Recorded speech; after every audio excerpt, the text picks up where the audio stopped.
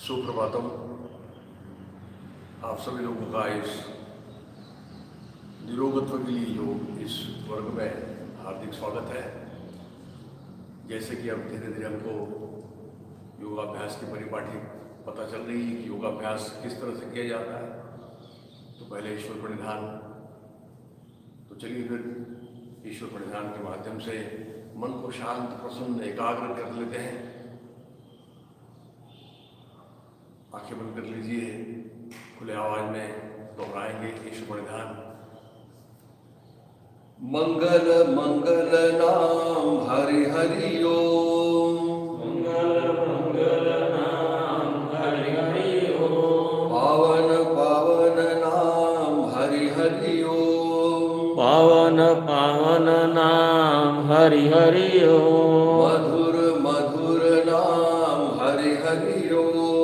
मधुर मधुर नाम हरि हरि ओम। आनंद आनंद नाम हरि हरि ओम। आनंद आनंद नाम हरि हरि ओम। हरि ओम हरि ओम। हरि ओम हरि ओम। हरि ओम हरि ओम। हरि ओम हरि ओम। शक्तिदाता युक्तिदाता हरि हरि ओम। शक्तिदाता युक्तिदाता हरि हरि ओम। भक्तिदाता मुक्तिदाता हरि हरि ओम। भक्तिदाता मुक्तिदाता हरि हरि ओम। शांतिदाता तुष्टिदाता हरि हरि ओम। शांतिदाता तुष्टिदाता हरि हरि ओम। आनंद आनंद नाम हरि हरि ओम। आनंद आनंद नाम हरि हरि ओम। हरि ओम हरि ओम। हरि ओम हरि ओम। जो भी गावे शक्ति पावे हरि हरि ओम। जो भी गाए शक्ति पावे हरि हरि ओम। जो भी गाए शांति पाए हरि हरि ओम। जो भी गाए शांति पाए हरि हरि ओम। जो भी ध्याए मुक्ति पाए हरि हरि ओम। जो भी गाए मुक्ति पाए हरि हरि ओम। आनंद आनंद नाम हरि हरि ओम। आनंद आनंद नाम हरि हरि ओम। हरि ओम हरि ओम। हरि ओम हरि ओम। हरि ओम हरि ओम। हरि ओम हरि ओम। हरि ओम हरि ओम।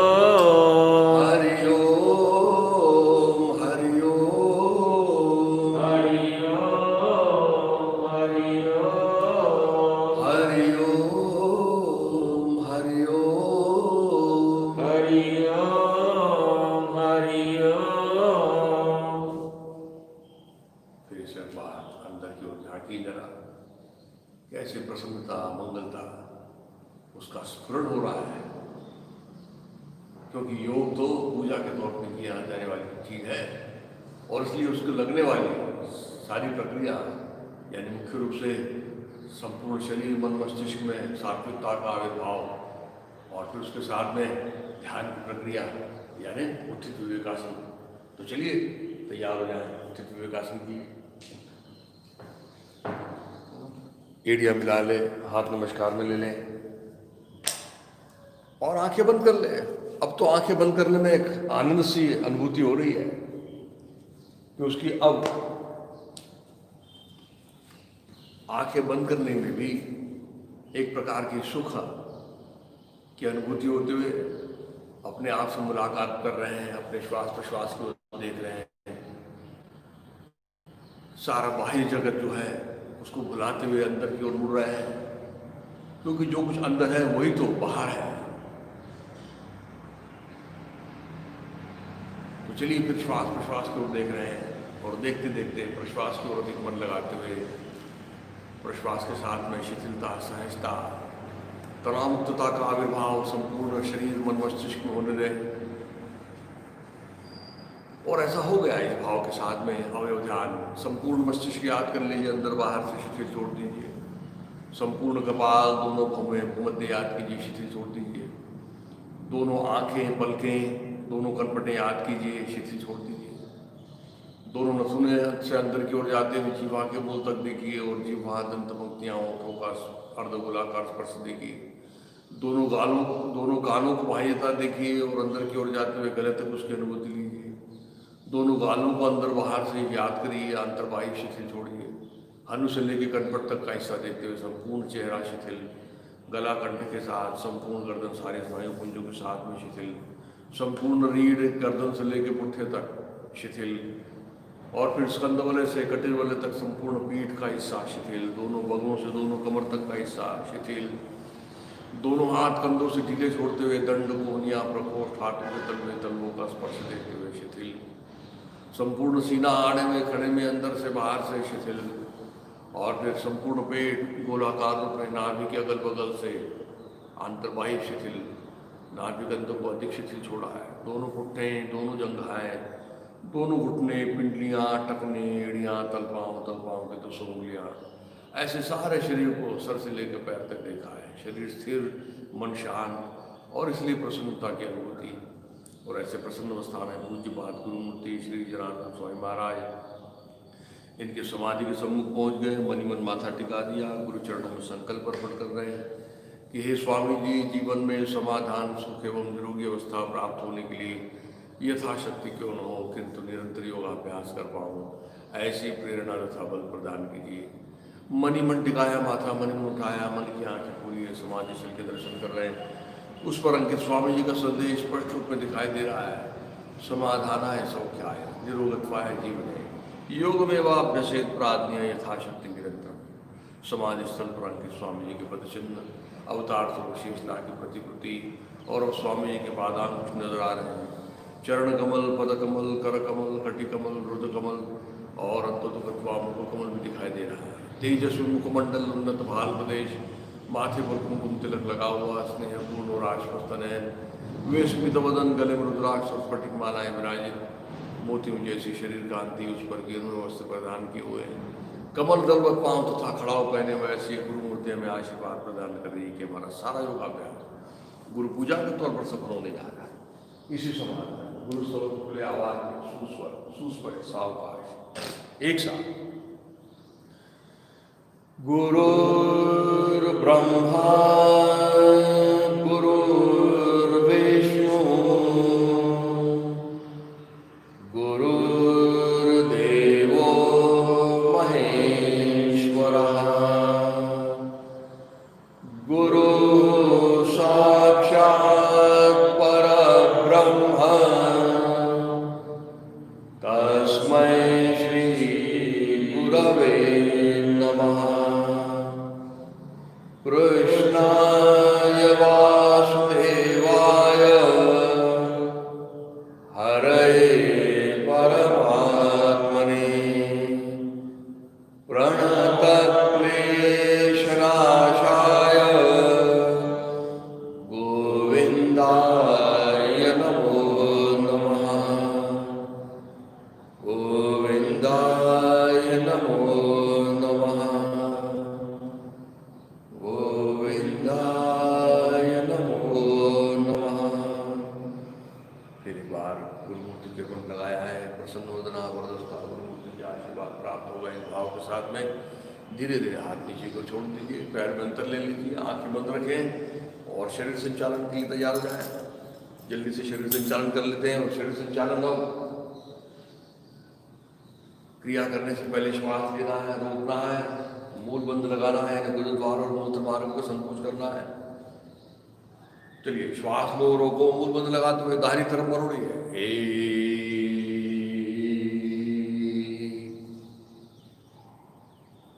श्वास छोड़ के और अधिक मरोड़िए। रोज जो कर रहे हैं उसमें अधिक प्रगति दिखाई देनी चाहिए। फिर श्वास लिया, रोका, मूल बंद लगाया, दो,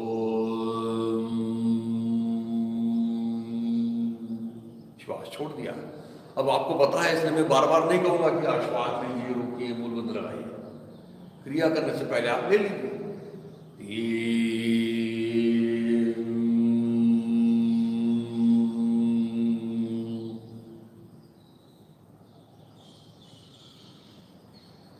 4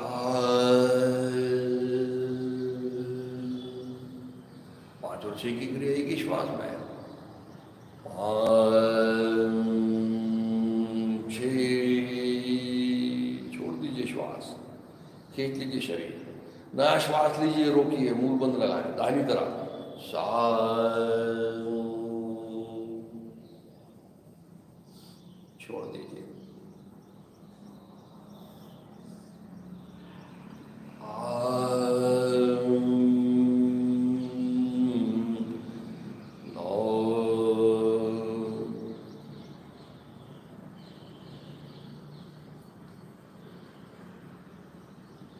रुक पा रहे हैं जरा? रुकने का नाम आसन है। रुक के सारे शरीर को शिथिल छोड़ते हुए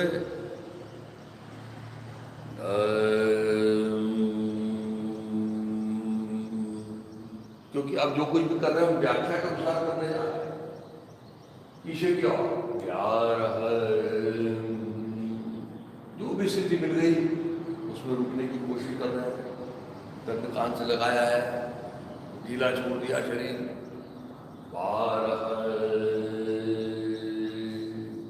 और केवल 13 की स्थिति श्वास छोड़ते हुए 13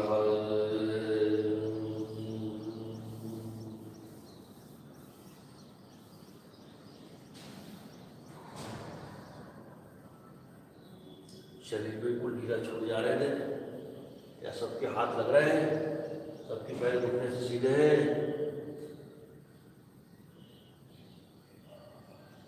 फिर श्वास लेकर रोके, मुंह बंद लगाते 14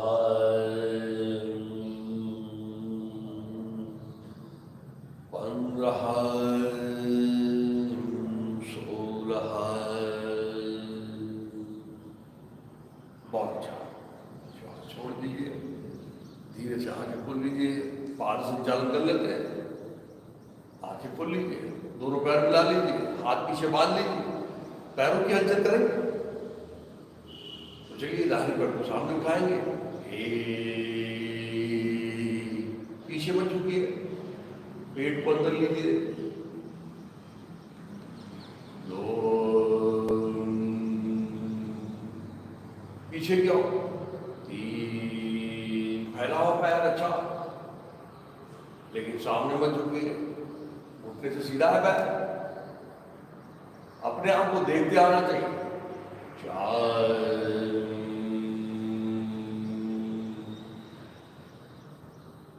दाहिनी तरफ 5। अब देखिए शरीर अपने आप बाईं तरफ जाने लगता है, तो दोनों हाथों को बाईं तरफ ले जाओ, लेकिन आप बच जाएंगे। 6 वाया पैर 7 टखनों से पैर अपनी तरह। 8 पीछे क्या 9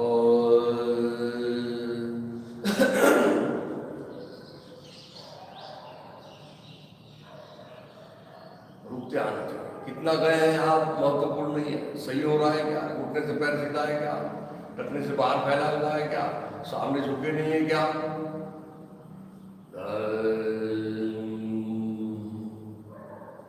11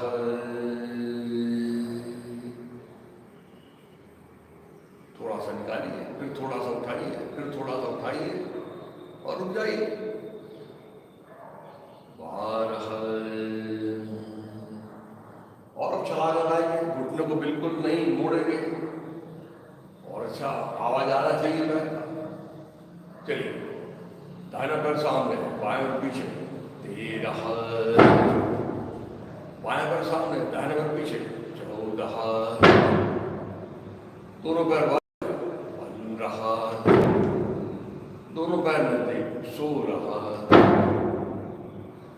बहुत अच्छा, धीरे से घुटने टिका दीजिए, दोनों हाथ निकाल लीजिए, दोनों हाथ जंघाओं पर रख दीजिए। आनंद मुद्रासन 1 2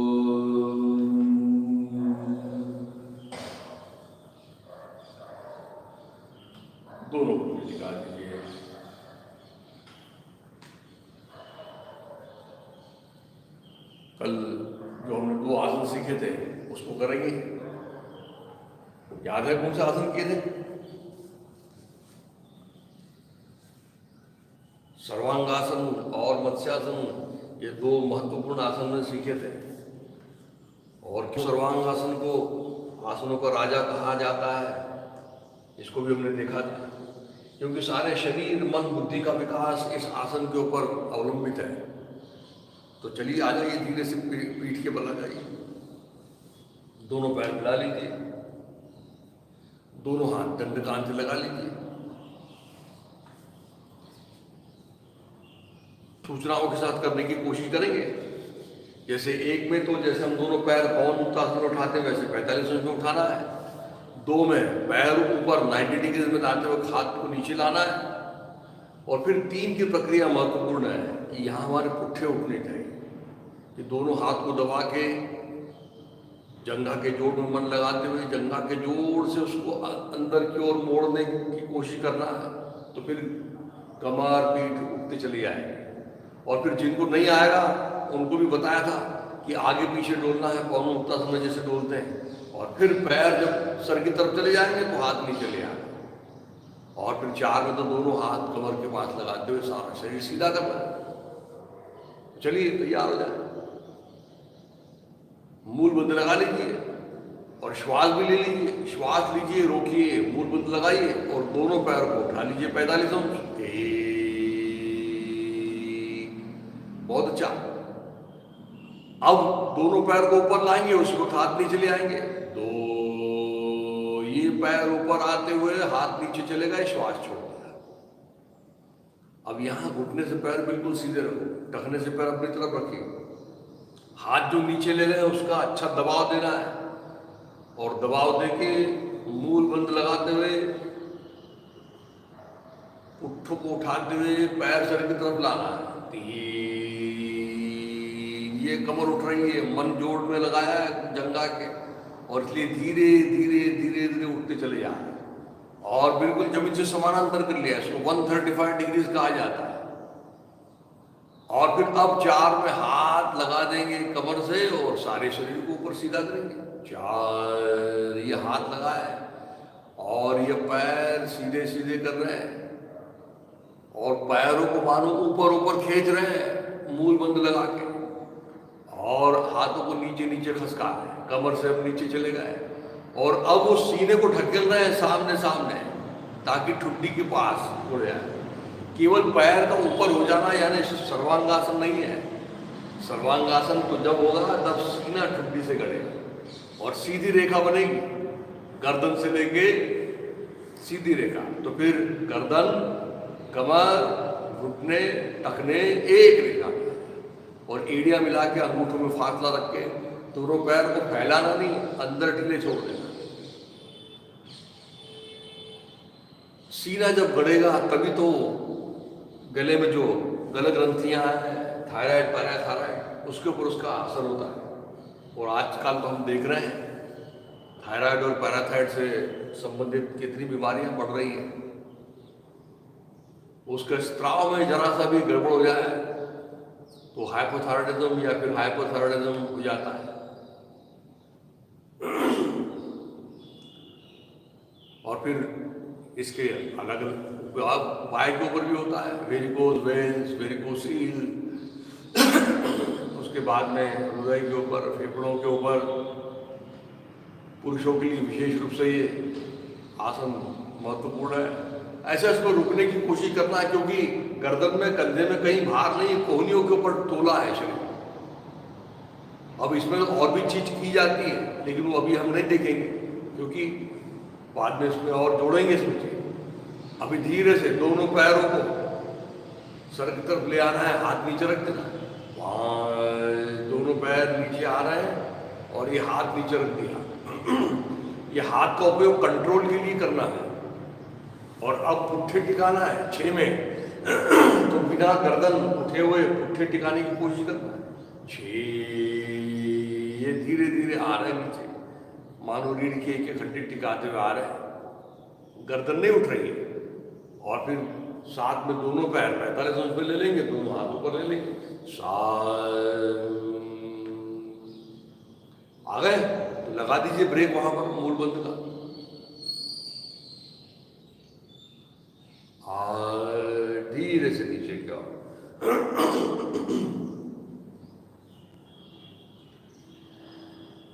इस तरह से सर्वांगासन में समय कितना है, तो 7 मिनट का समय बताया है कम से कम, लेकिन हम धीरे धीरे कम से कम 1 मिनट से तो शुरू करेंगे। चलिए, और अब इसका पूरा आसन करते हैं। नाम है उसका मत्स्यासन। तो क्या करना है मत्स्यासन में, पद्मासन डालना है। तो एक में दाहिना पैर ले लीजिए बाई जगह के ऊपर,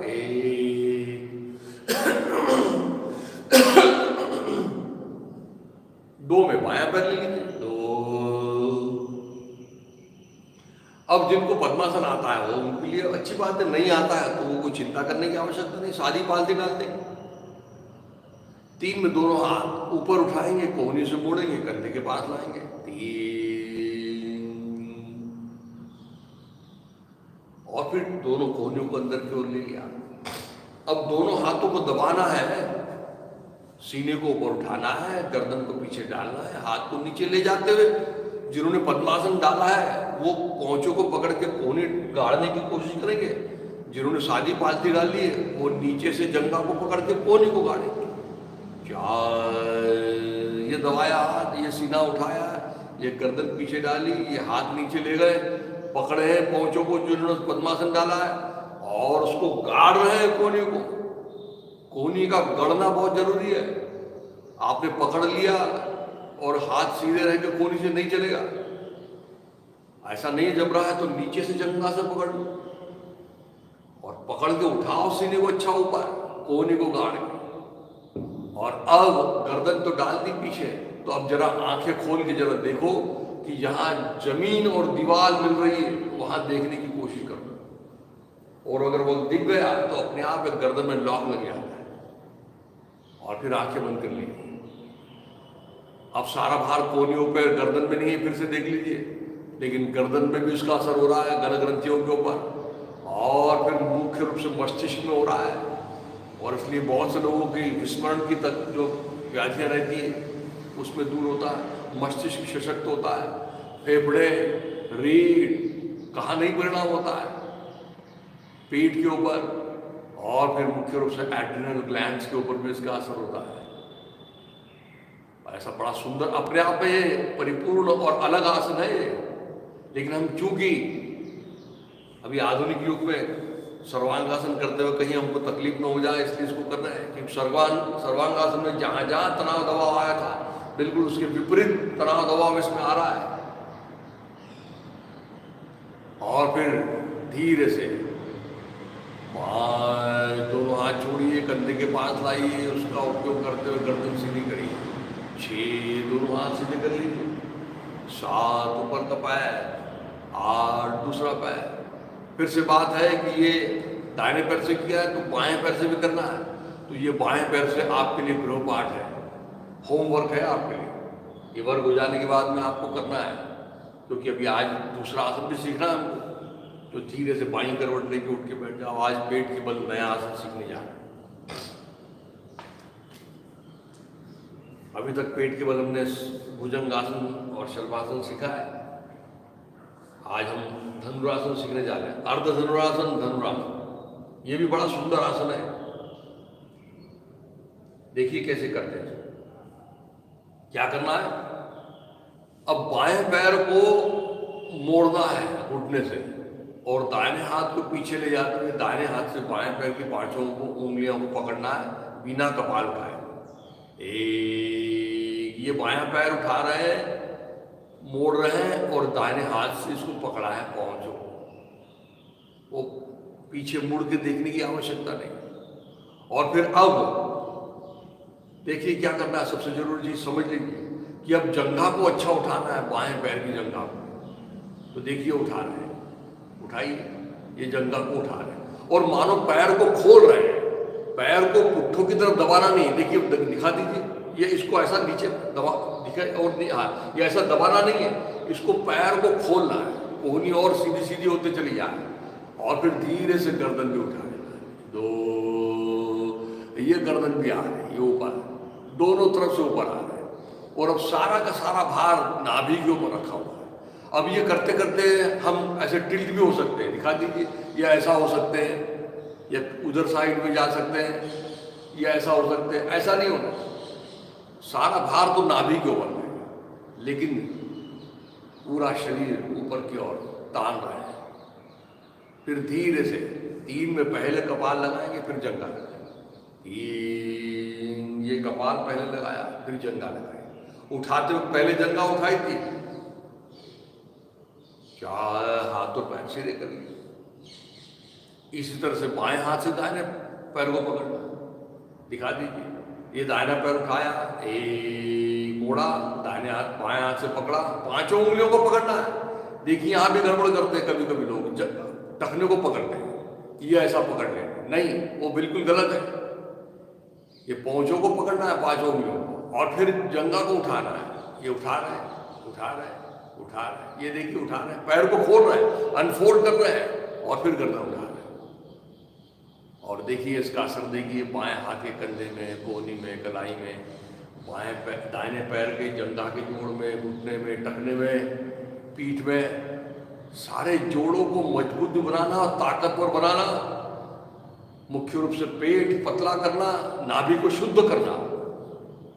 ये नाभि जो कभी गठान, हमारी नाभि सरक जाती, खसक जाती, और फिर धीरे से नीचे लाना। 3, पहले कपाल, फिर जंघा, 4 हाथ और पैर सीधे। और इसलिए मुख्य रूप से नाभि अपने जगह पर आती है, फेफड़े बलवान होते हैं, दमा विकार दूर होता है, पाचन शक्ति अच्छी होती है, पेट पतला होता है, और शरीर मजबूत। और अब एक एक पैर से किया तो दोनों पैर से भी किया जाता है, तो देखिए दोनों पैर से करते हैं। अब दोनों पैर को मोड़ लेना है, दोनों पैर मोड़ लिए, लेकिन अब दाहिने से दाहिने पैर को पकड़ना है, बाएं से बाएं को पकड़ना है। पहले जो किया था उसको अर्ध धनुरासन कहते हैं, इसको बोलते हैं धनुरासन। तो धनुरासन में दाहिने से दाहिने को और बाएं से बाएं को, और अर्ध धनुरासन में दाहिने से बाएं को, बाएं से दाहिने को पकड़ना है। और फिर से इसमें वही बात करना है, दोनों घुटनों को पास में लाना है, पास में लाके, और फिर दोनों जंघाओं को उठाने की कोशिश करना है। ये जंघा उठा रहे हैं। अब ये जरा मुश्किल हो जाता है, एक एक पैर तोड़ जाता है, और फिर गर्दन उठा ली, और फिर अब आ गए बढ़िया, अब ऊपर आ गए बढ़िया, हाथ से पैर और पैर से हाथ को खींच रहे हैं, मुख्य रूप से पैर को खोल रहे हैं, ये भाव उसमें ज्यादा रखना, और पूरा नाभि के ऊपर सारा संतुलन रखा हुआ है। देखिए दोनों कंधे, उनके जोड़ों में उसका परिणाम, रीढ़ में परिणाम। 3, धीरे से कपाल, और फिर जंघा, 4, दोनों हाथ और पैर सीधे। बहुत सुंदर आसन है ये। फिर से आसन जो हमने भुजंग आसन, शल्वासन किया, उसी के साथ में जो धनुरासन किया, ये तीनों आसन जो है मुख्य रूप से महिलाओं के लिए तो बहुत बहुत जरूरी है। इसलिए महिलाओं ने तो इसको करना ही चाहिए, रोग प्रतिबंधक करके आदि से ही कर, पहले से ही कर लेते। तो चलिए आ जाइए पेट के बल, जल्दी से कर लेते हैं।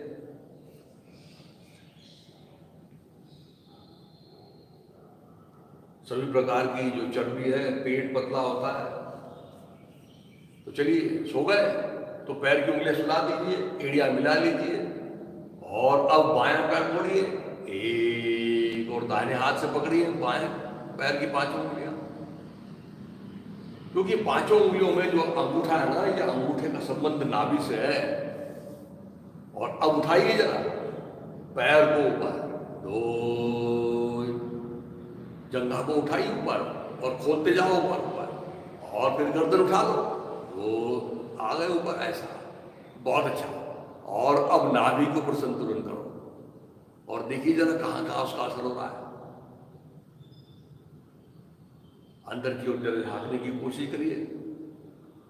3, धीरे से कपाल, फिर जंघा, 4, हाथ और पैर सीधे, बाएं हाथ दाहिना पैर, अब दाहिने पैर को मोड़ लो, 1, और बाएं हाथ से 5 उंगलियां पकड़ो दाहिने पैर की, बहुत अच्छा। और फिर उठाएंगे ऊपर, दो जंघा को ऊपर उठा रहे हैं, ऊपर उठा रहे हैं। अभी कपाल जमीन से लगा हुआ है, अच्छा खोला है इस पैर को, और फिर गर्दन उठाएंगे। तो ये इस तरह से, और मानो दोनों तरफ से इक्वल रूप में आ रहे हैं, ऐसा सोचिए जरा। बड़ा सुंदर आसन है ये, समझ के करना है। तीन, पहले कपाल, फिर जंघा, चार, हाथों पैर सीधे,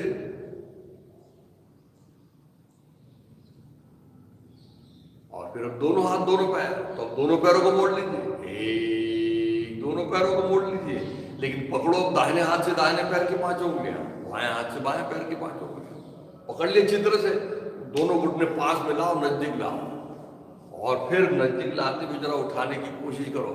तो अब उठाओ जंघा, अब नहीं उठती जंघा है, एक एक तो उठ जाती है, और फिर गर्दन भी उठा लो, और जितना जमा है उतना, और आ जाइए जरा ऊपर की ओर, बढ़िया जरा, और आ गए, बहुत ताकत लग गई है, अब ताकत निकाल दीजिए, और मन ले जाओ जरा नाभि के पास में, और नाभि के पास वहां कुछ सुनाई दे रहा है क्या?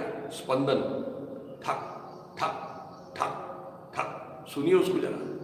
दोनों कंधों के जोड़ में, कोहनी के जोड़ में, कलाई के जोड़ में, जंघा के जोड़ में, घुटने के जोड़ में, टखने के जोड़ में, पेट में, नाभि में, सीने में, कहाँ नहीं है असर इसका? थोड़ा सा रुकते हुए धीरे से वापस आ जाइए। तीन, पहले कपाल, फिर जंघा, चार, हाथों पैर सीधे, बहुत अच्छा। धीरे से उठ के बैठना है, तो दोनों हाथ सीने के पास रखो, गर्दन उठाओ, सीना उठाओ, और वज्रासन में जैसे आते हैं वैसे आ जाओ, कमर उठाते हुए पीछे को ले जाओ, बैठ जाओ, बहुत अच्छा। धीरे से दोनों पैर सीधे सामने कर लीजिए। आसन कर लेते हैं, कौन सा?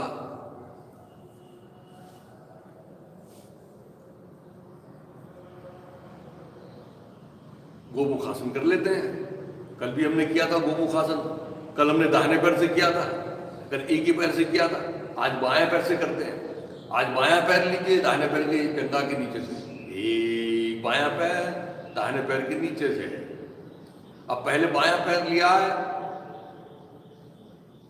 और अब दाहिना पैर ऊपर से, दो, जम रहा है ना? सोचना होगा साथ में, आप देख के भी कर सकते हैं। और अच्छा घुटने के ऊपर घुटना आने दीजिए। पहले अब बायां लिया इसलिए बायां हाथ पीछे से ऊपर जाने दीजिए। तीन, और फिर अब दाहिना हाथ कंधे की रेखा से ऊपर जाते हुए, चार, दंड कांत लगा दीजिए, पीछे खींचिए, नीचे ले जाइए, और पकड़िए जरा, और पकड़ के जरा गर्दन सीधी कर लीजिए। अगर पकड़ में आया है तो अच्छा खींचिए उसको, जाके कोनी पीछे चली जाए। फिर से कंधे के लिए, गर्दन के जोड़ों, बांकपन के लिए, रीढ़ के लिए, मुख्य रूप से फेफड़ों के लिए, लेकिन मुख्य रूप से इसका आसन का तो उपयोग है जब हाथ निकाल के इसमें बैठने की कोशिश करना है। बाएं हाथ निकाला, दाहिना, 6 बायां हाथ, और इस आसन में दोनों हाथ घुटनों के ऊपर रख के आराम से बैठना है। इसमें बैठने की आदत डालिए। पद्मासन और ये गोमुखासन वाला जो आसन है, ये बड़ा सुंदर आसन है। मुख्य रूप से मन के लिए, मन शांत, प्रसन्न, एकाग्र होता है, सभी प्रकार के मनोविकार दूर होते हैं, सात्विकता का आविर्भाव होता है, बुद्धि प्रसन्न होती है, वीर्य का रक्षण होता है। धीरे से 7 ऊपर का पैर, 8 दूसरा पैर, फिर से दोनों पैर से करना होता है। अब दाहिने पैर से आपको आज होमवर्क के लिए आपको करना है। और चलिए धीरे से आ जाइए, किसी भी सुखासन में आ जाए, चलते हैं। कपालभाति और प्राणायाम के अभ्यास की तरफ। तो अब धीरे धीरे पद्मासन करने की कोशिश करिए। दाहिना पैर लीजिए बाईं जंघा के ऊपर, 1 2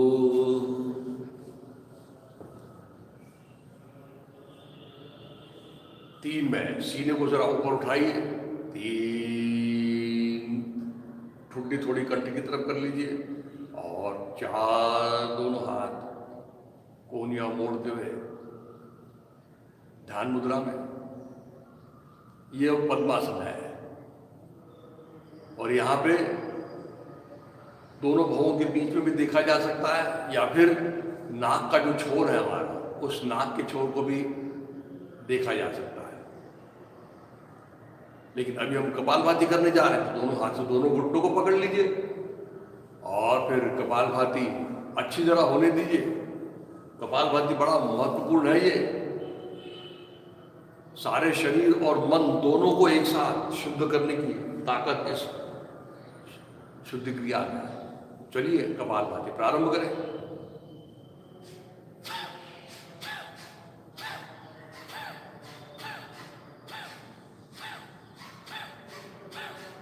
अच्छा पेट अंदर खींचिए, जरा मूल बंद में लगाइए। जरा मूल बंद का आहार कपालभाति के स्ट्रोक के साथ में लगना सबसे जरूरी चीज है, तभी कपालभाति के पूरे फायदे मिल सकते हैं।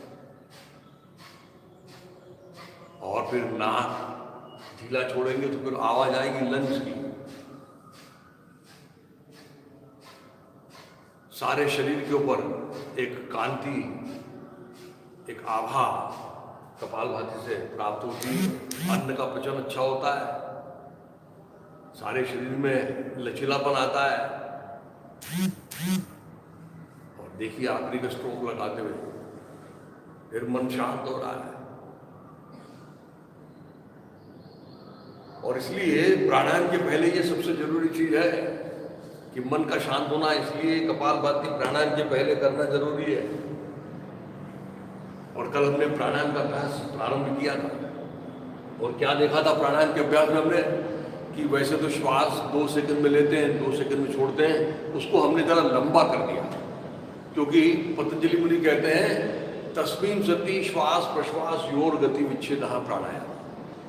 वो प्राणायाम की व्याख्या क्या बारे में कहते हैं कि जब आपकी ऐसी स्थिति हो जाए, जब शरीर बिल्कुल स्थिर हो जाए, उसको बोलते हैं तस्मिन् सति, ऐसा हो जाने के बाद। और फिर क्या, तो श्वास प्रश्वास की गति में विशेष रूप से विच्छेद करना। अब विच्छेद 2 प्रकार से किया जा सकता है। एक बार जल्दी जल्दी भी ले सकते हैं, लेकिन इसमें विच्छेद का मतलब है कि प्रकर्ष से उसमें उसको लंबा करना, क्योंकि प्राण का आयाम करना है।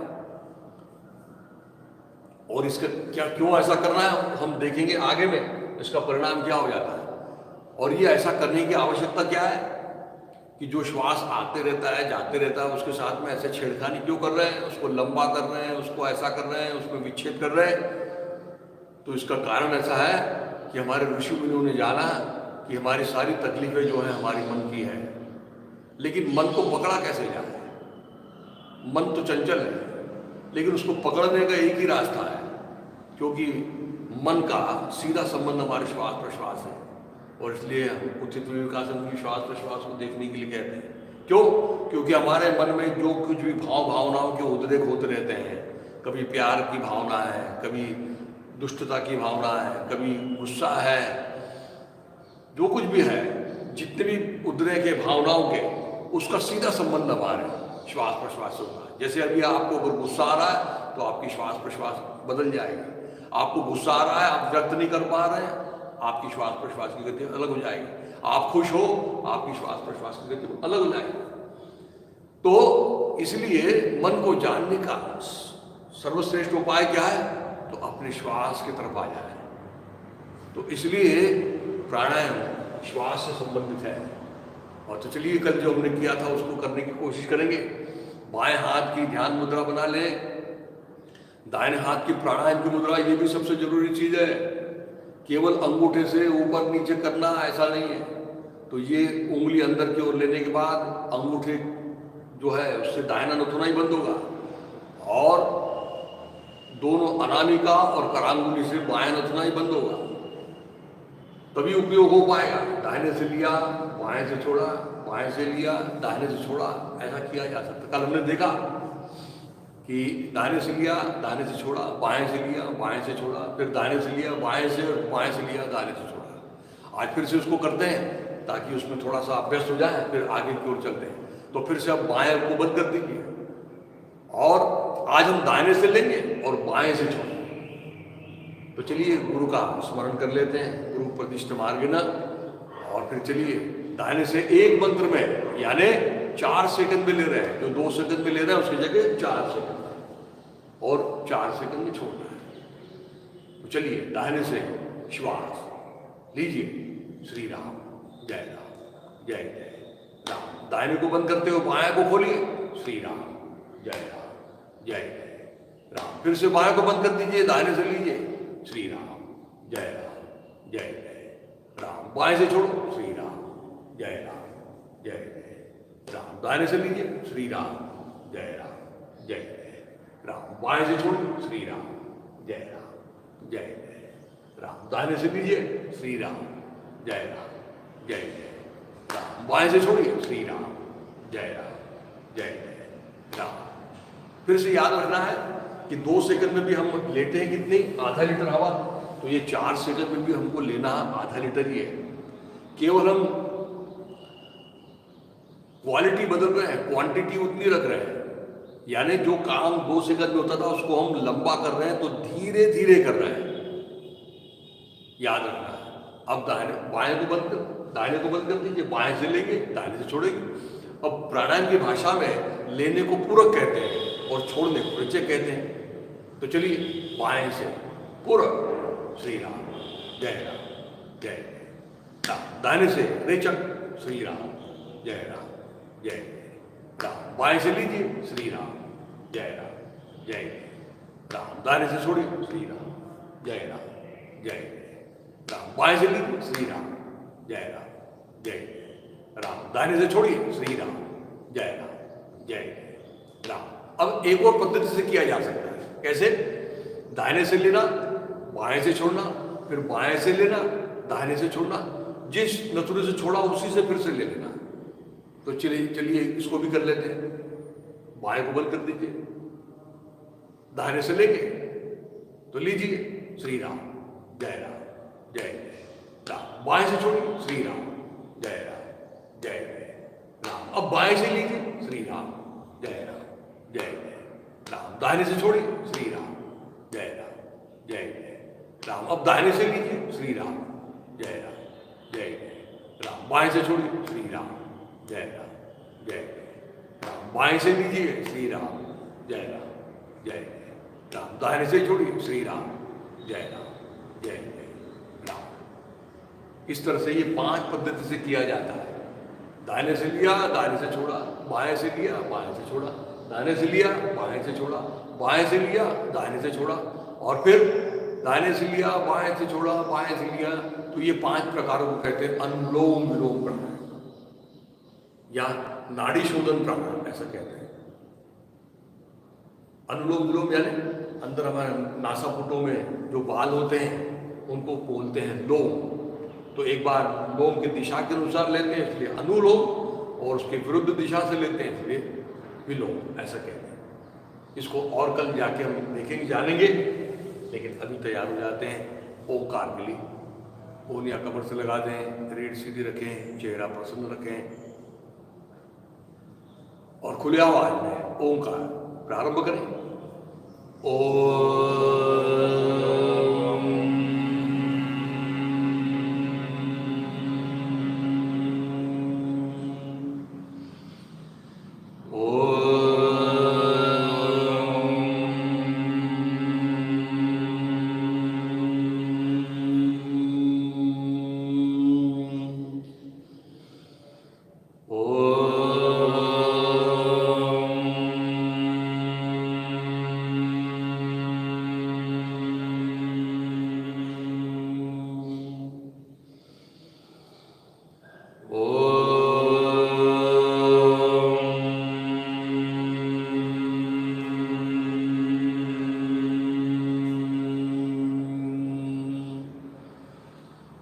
हरि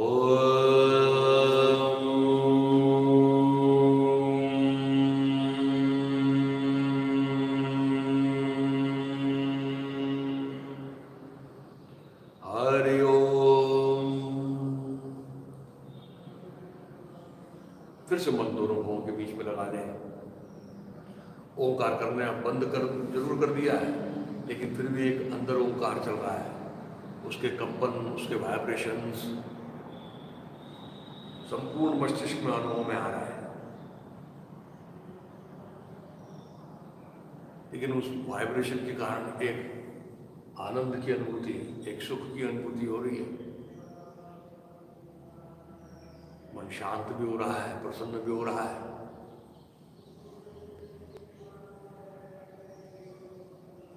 और ऐसा मन दोनों भवों के बीच में लगाते हुए साक्षी भाव से ओंकार के बाद में बैठने की आदत डालना, यानी धीरे धीरे ध्यान की तैयारी।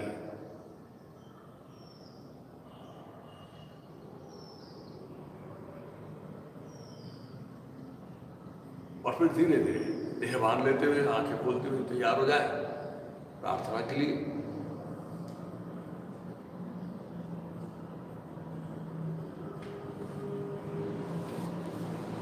खुले आवाज में सुस्वर, सुस्पष्ट सावकाश एक साथ सब लोग प्रार्थना समय असंख्यात नामे जयाने तलोक परिनित्यतो सच्चिदानंद एक जया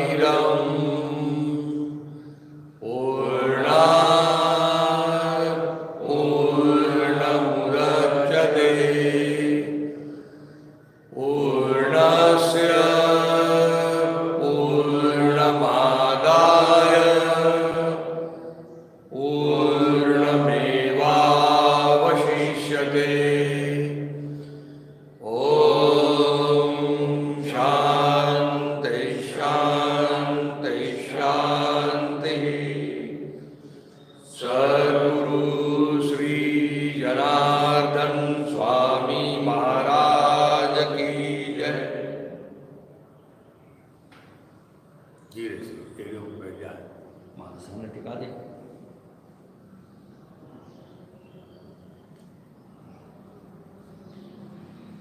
आराम से बैठे।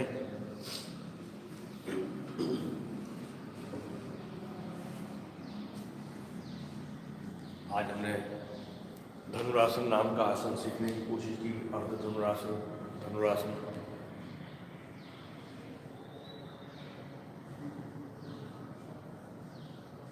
और गुरु जी के मार्गदर्शन के लिए तैयार हो जाए।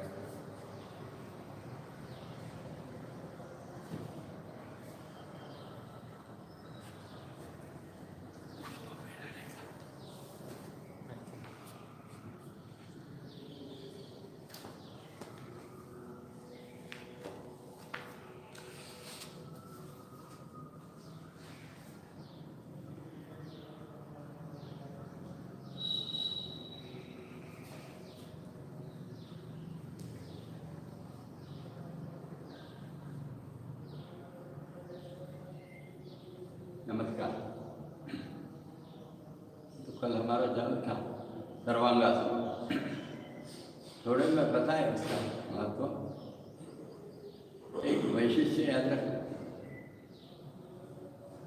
सर्वांगासन में योग में बहुत आसन प्राणायाम सारी क्रियाएं कही ना, रक्त शुद्धि होती होगी, पर रक्त वृद्धि यह प्रकार कैसे होता है ये नहीं बता सकते। किंतु अपने गुरु महाराज ने लिखा है अपने छोटे से ग्रंथ में कि सर्वांगासन यह रक्त शुद्धि के साथ साथ रक्त वृद्धि भी करता है, और यह बहुत विलक्षण काम है सर्वांगासन का, रक्त वृद्धि। अभी तो मैं कहीं पढ़ रहा था, आप लोग जो वर्ग में हैं वो अधिक जानकार है। वो तो यदि एक आपको ये व्हाट्सएप ग्रुप है अपना, उसमें यदि आप जो जानकार है वो कुछ लिखकर भेजते हैं तो बहुत अच्छी बात हो जाएगी। पर थोड़े में मैं बताता हूँ कि मैंने पढ़ा था कि ये जो हड्डियाँ हैं उनके बीचों बीच जो जगह रहती है उसको बोन नैरो वगैरह कहते हैं। वो बोन नैरो में लाल रक्त का निर्माण करने की, यानी आरबीसी बोलते हैं, वो निर्माण करने की और व्यवस्था है, ऐसा मैंने पढ़ा था। तो ये सर्वांगासन वहाँ तक कैसे परिणाम करता है ये नहीं अभी पता चला है, पर अपने गुरु महाराज ने लिखा है तो वो तो सत्य है। और इसलिए अभी जो कुछ जानकार है रोज योगाभ्यास करेंगे, प्रेम निर्माण हो गया, और थोड़ा सा संशोधन जो वृत्ति है इन्होंने इस पर भी संशोधन करना चाहिए, कैसे यह होता है, यह खूब आवश्यकता है। तो ऐसा सुंदर सर्वांगासन करते समय केवल गर्दन के हड्डियाँ जो हैं, रीढ़ की हड्डियाँ गर्दन में, वो हड्डियों पर थोड़ा सा, और उसके आजू खास करके उसके आजू बाजू वो हड्डियों के बीच से निकलने वाले जितने तंतु हैं, ये तंतु के जिन स्नायुओं पर जाकर जुड़ते हैं वो स्नायुओं पर अपने सर्वांगासन करते समय वो सामान्यतः सीने तक रहते हैं, बहुत से सामान्य तौर पर मैं जो कह रहा हूँ। तो इसलिए गर्दन के वहाँ जो तंतु है उस पर कुछ परिणाम हो गया, एक आधा स्नायु टेढ़ा ताड़ा हो गया तो बहुत दर्द आता है। फिर वो क्या क्या बोलते हैं डॉक्टर, कभी कभी बोलते हैं स्पॉन्डिलोसिस हो गया, पर वास्तव में केवल वो मसल पुल रहता है, मसल पुल, बाकी कुछ रहता नहीं। अब ये मसल पुल निकाल के लिए क्या किया जाए, वास्तव में बहुत आसान रहता है। और वो आसानी यानी आजकल के युग में ऋषि मुनियों योग के महर्षि जितने योग के जानकार, उन्होंने सर्वांगासन के साथ मत्स्यासन जोड़ दिया। मत्स्यासन में क्या होता है, अपने जिन स्नायुओं पर सर्वांगासन में कहीं अनावश्यक दबाव खिंचाव आ गया हो, उसके कारण इसमें दर्द निर्माण होता होगा, वो दर्द जिन दो कशेरुओं के बीच में उसका कनेक्शन होगा, वहाँ तक पहुँचना ये हमारे मत्स्यासन में होता है। बड़ा विलक्षण है। सर्वांगासन में जिन जोड़ों पर, जिन स्नायुओं पर जो परिणाम होता है जिस दिशा से होता है दबाव खिंचाव तनाव का, उसके विपरीत दबाव खिंचाव तनाव उन्हीं स्नायुओं पर, उन्हीं जोड़ों पर, उन्हीं हड्डियों पर मत्स्यासन में होता है। और इसलिए मत्स्यासन या सर्वांगासन की बात करने के लिए बताया गया है। वास्तव में मत्स्यासन अपने आप में बहुत अलग विलक्षण है। आप मत्स्यासन का उपयोग नाभि से लेकर तो दोनों हड्डियां जहाँ तक मिलती है, पसलियाँ नीचे में, वो जो सीधी रेखा होती है, इस सीधी रेखा के दाहिनी बाईं ओर एक इंच 1.5 इंच कहते जाइए दोनों तरफ जो भाग है, इसको शरीर विज्ञान की भाषा में उससे भी एपिगैस्ट्रिक एरिया कहते हैं। उसका अर्थ मुझे बराबर पता नहीं है, पर वो जो एरिया है जहाँ बहुत बार एसिडिटी वगैरह निर्माण होते रहती है, बहुत तकलीफ जो होती है, ये सब उसी भाग से उसकी निर्मित है। तो उस भाग का स्वास्थ्य सुधारता है ये हमारा मत्स्यासन। सीने का क्षमता बढ़ाता है, इसलिए महिलाओं ने तो ये आसन करना चाहिए। महिलाएं फिर से शरीर आधुनिक विज्ञान कहता है कि सामान्य तौर पर ऐसा कहा जाता है कि 1 मिनट में 15 श्वास 15 प्रश्वास किए जाते हैं, जनरलाइज स्टेटमेंट है। ये सामान्यतः पुरुष लोग करते हैं 15-15, पर महिलाएं 16, 17, 18 करते हैं, ऐसा कहा जाता है। 1 मिनट में इतने उनके श्वास होते हैं। और वो कहते हैं उसका कि ऐसा थोड़ा सा शैलो ब्रीदिंग, अंग्रेजी में, हिंदी में क्या कहें मैंने जानता है, बहुत शैलो ब्रीदिंग, उठ प्रश्वास श्वास, ऐसी प्रक्रिया महिला में रहती है। तो यह शैलो ब्रीदिंग होता है। यह शैलो ब्रीदिंग समाप्त होकर अच्छा डीप ब्रीदिंग हो जाए, इसीलिए महिलाओं के लिए बहुत उपयुक्त है यह मत्स्यासन। रीढ़ के सभी हड्डियाँ और रीढ़ के आजू बाजू से जाने वाली जो 2 बड़ी बड़ी और स्नायुओं के रेखाएं हैं, वो सारी रस्सियाँ गए, वो रस्सियाँ बहुत बलवान होने लगती, लचीली भी और बलवान। यह बड़ा अच्छी चीज़ है, क्योंकि जैसा कणा व्यवस्थित जैसा आरोग्य व्यवस्थित जैसा कहा जाता है। आरोग्य अच्छा रखने के लिए यह बहुत रीढ़ का आरोग्य और उसके आजू बाजू के स्नायुओं का आरोग्य अच्छा रखने के लिए मत्स्यासन बहुत अच्छा होता है। बगलों का स्वास्थ्य सुधारता है। उसके बाद में प्रत्यक्ष मस्तिष्क का भी स्वास्थ्य सुधारता है। मस्तिष्क में स्मरण रखने की जो एक प्रक्रिया होती होगी, जैसे मैं कुछ भी करूं, अभी बहुत अस्वस्थ हूँ, चिंता में हूँ, बहुत चिंता में, प्रयास में निकला, चिंता करते करते निकला, इसलिए जाना था मुझे पूर्व में, यानी घर में जाना है, तो मैं पश्चिम की दिशा में चला गया। ऐसा नहीं होता, बराबर चला जाता मैं पूर्व में, चिंता करते, घर में जाना है ये सोचता भी नहीं, फिर भी घर में जाता हूँ। ये किससे होता है? ये हमारे कंप्यूटर में, यानी मस्तिष्क के अंदर में जो प्रोग्राम फीडिंग हो गया रहता है, वो प्रोग्राम अपना अपना काम करता है। आप भले ही सोचते रहे और डूबे रहे, मन माने वैसे डूबे, पर वो चले जाते हैं घर में। ये घर में जाने का प्रोग्रामिंग जहाँ कहीं मस्तिष्क में होता होगा, उस जगह का स्वास्थ्य सुधारने के लिए मत्स्यासन बहुत उपयोगी है। यह हमको याद रखना है। यह मत्स्यासन का भाव था। और आज फिर हमने कौन सा किया कहा? बाप रे, अर्ध धनुरासन, धनुरासन, ये 2 आसन किए। मत्स्यासन में एक बात यह है कि पद्मासन आना चाहिए, और पद्मासन आने के बाद जो पकड़ के नहीं आता है तो फिर अभी तो जंगा पकड़ी है, अलग बात है, पर सोचिए पद्मासन आने चाहिए। बहुत आसान है पद्मासन, कोई कठिन नहीं है। समय कम होने के कारण बोल नहीं पाता मैं, पर पद्मासन बहुत आसान रहता है। मैं कहूँ कि हाथ और पैर ये दोनों सरीखे हैं। आपने देखा क्या? पाँव को भी 5 दिया, हाथ को भी 5, पंजा, पाँव को भी पंजा, टकना, हाथ को भी कलाई, फिर उसके बाद में पिंडली तो प्रकोष्ठ, उसके बाद में घुटना, तो फिर कोहनी, फिर थाय ये जंगा, तो हाथ में दंड, फिर जंगा का जोड़, तो जंगा का जोड़, प्रयास भी खंडे का जोड़, सब रचना सरीखी है। तो हाथ का पद्मासन देखिए ना, ये हाथ का पद्मासन दिखिए क्या आपको? कैसे ये ऊपर जा, ये भी दोनों पैर ऊपर में आगे पंजे, बस ऐसे दोनों पंजे जंगा पर आना, इसको पद्मासन बोलते हैं। हाथ का आता है, कभी किया नहीं तो भी आता है, तो पाँव का क्यों नहीं आता? पाँव में मन में रख के पकड़ के रखते हैं हम कि नहीं आएगा नहीं आएगा नहीं आएगा, तो नहीं आता, आ जाएगा। पद्मासन चाहिए, जल्दी जल्दी आ जाए सोचिए।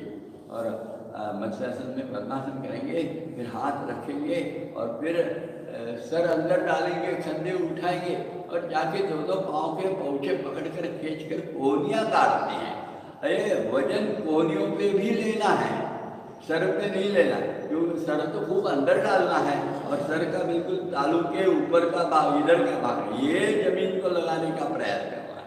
और यदि केवल हाथ सीधे रखने, कोई को रखने, मालूम नहीं क्यों रखने, अब उनके गुरु ने बताया होगा, अपन नहीं जानते उसके बारे में, पर अपने गुरु ने जो बताया उसका विज्ञान याद कर लेना कि उसमें क्या है कि दोनों कोहनियों पे वजन डाला तो सर पे बहुत कम हो जाता। फिर वो सर का जो पतला नरम भाग है, तालू का भाग, वो भी जमीन में रह गया कभी तो कोई खूब चिंता नहीं रहती, तो सर दर्द या और कोई दूसरी बीमारियाँ नहीं आती। यह याद रखते हुए हम कोहनियों पर जरूर वजन डालते जाएँ।